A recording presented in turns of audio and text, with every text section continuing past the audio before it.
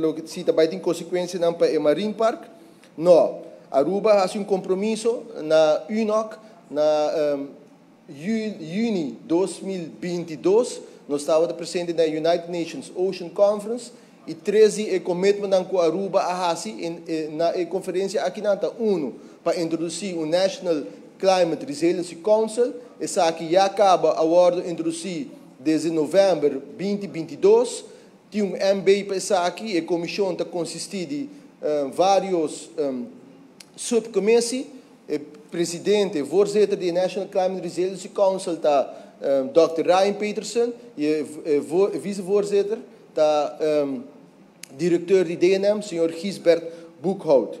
Para o que trata outros dois commitments, Aruba a commit de introduzir Island Round Marine Park e a Orinan também parlamentário Mansour a se pergunta de Besaki, desde 2017 acaba a plataforma que Comitê Lidera está campanhando para introduzir Island Round Marine Park. No momento na aqui, Aruba tem 4 áreas que está de manejo de FPNA e idealmente nós estender isso aqui para esta Island Round. E é de 3 commitments que nós fazemos na conferência e na a introdução de Rights of Nature e Rights of Ocean.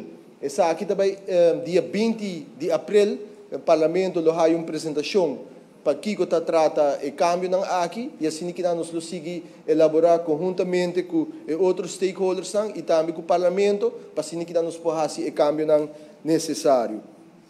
Para o que trata, se também tem RPV, mesmo coisa que tem ribateira, pero Palama, dia 16 de novembro, ano passado, nós sostenemos workshop na futura, caminha todo membro do Parlamento a ordem invitar.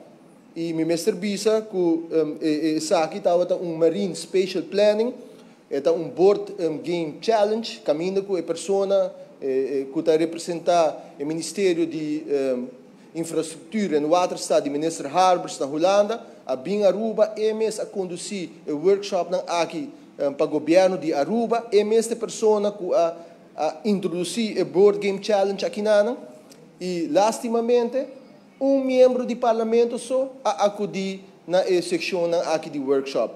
Dentro do workshop aqui tem participação de pescadores, de stakeholders, NGOs de natureza, representantes do setor privado, dos vários representantes e isso não compreender que o caminho e isso não começa a sostener caminho aqui, tudo está presente durante a sessão aqui, pero me espero que na próxima sessão que vai ter, com mais membros do Parlamento também participar, porque na final do dia o Parlamento também me sostener o caminho aqui.